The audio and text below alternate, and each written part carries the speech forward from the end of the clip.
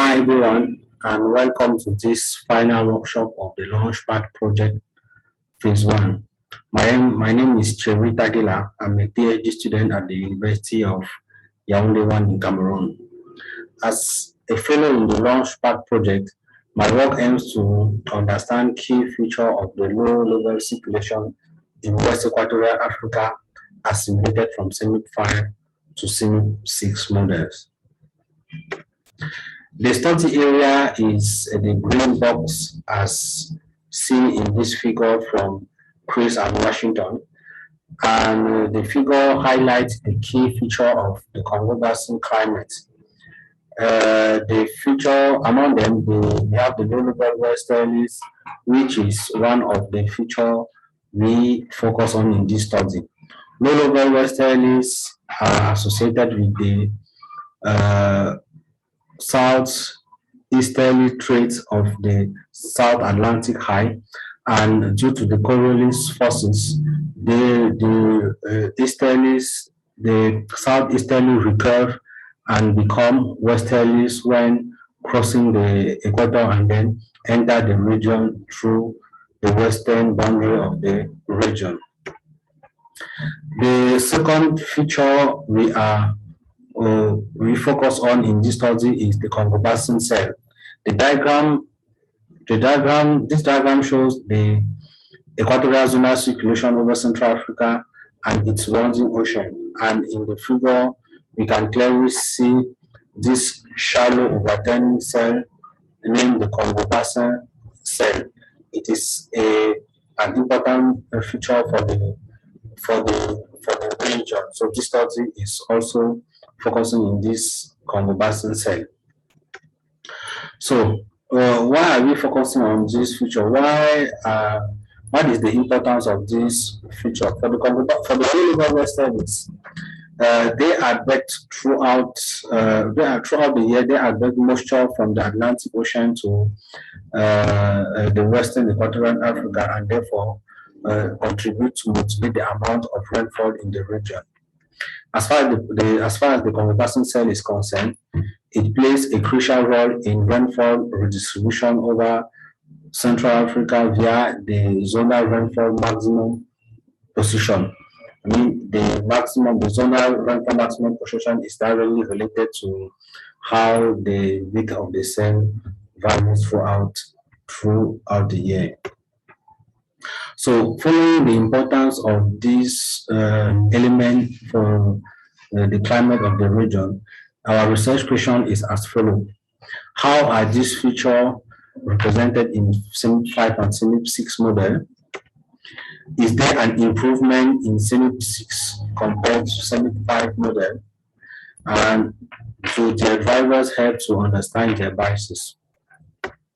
Before giving an answer or trying to give an answer to this question, let us first of all present the data and the method used in our investigation, or used for our investigation. We use 16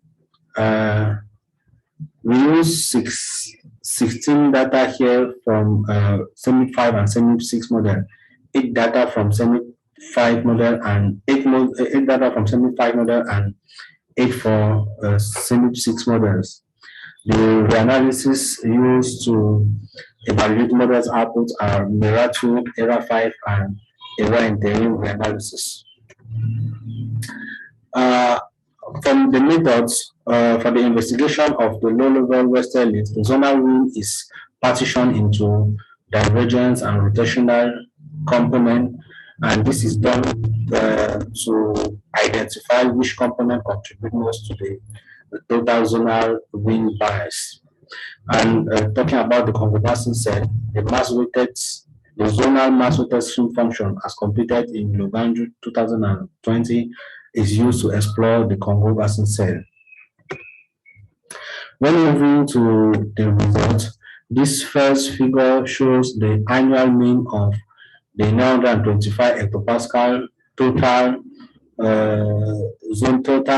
wind and the zonal wind as represented in the analysis CMIP 5 and CMIP 6 model. Reanalysis shows the absolute values of the mean Y for the models. They depict their biases with respect to area 5 reanalysis. What is observed in this figure is that most of the model overestimates the strength of low-level vessels in both semi 5 and semi 6 model. But compared to semi 5 model, the biases in the bias in the is generally reduced in semi 5 model. This shows or this reflects an improvement in the semi 6 version of the model. Yes, looking at the contribution from the divergence and the rotational component, this figure shows the seasonal cycle of zonal wind, the total zonal wind, the divergent zonal wind, and the rotational zonal wind average at the coastal area. What it is what with this figure is that both divergent and rotational component contribute to the total zonal wind bias, with the rotational component contributing the most in the total zonal wind bias. However, in synopsis model, when having a look on the biases from the two component of the zonal wind, we see that the biases are reduced in the component of the zonal wind in synopsis model compared to those of semi 5 model. This reduction of the biases in the component leads to a reduction in the biases in the total zonal wind, and therefore a better representation of low-level westerlies. Yes, to investigate the improvement in the divergent component, we represent here the near surface temperature and pressure difference between the Central African landmass and the Congo and the Atlantic and the coastal Atlantic Ocean. And what we can see here is that the temperature and pressure differences in semi-6 models are well represented compared to semi-5 models, and therefore there is an agreement between the improvement in the drivers of the divergent wind and the way the divergent wind is also improved in semi-6 models.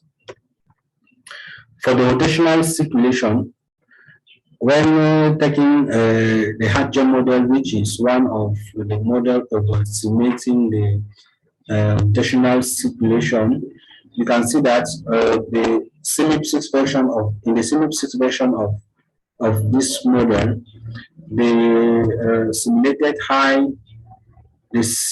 higher 850 hectopascal pressure is associated with a less pronounced negative vorticity and a better representation of the rotational circulation in semi-6 model.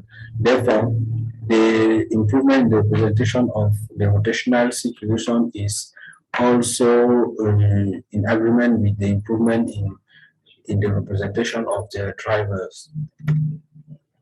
When talking about the Congo Basin cell, this figure shows the link between the cell and the low-level westerlies. And what can be seen here is that bias in the simulated Congo Basin cell is directly associated to the one in the simulated low-level westerlies. What does it mean? It means that if a model like maybe Hadgen, BCC, and Mirror 5, they overestimate the strength of low-level westerlies, and this overestimation is associated to an overestimation in the representation or in the simulated Congo Basin cell. The inverse is also true for models underestimating the strength of low-level westerlies. They also underestimate the intensity of the cell. This means that an improvement in the drivers of low-level westerlies will lead to an improvement of low-level westerlies and at the meantime, at the same time, to a better representation of the Congo Basin cell.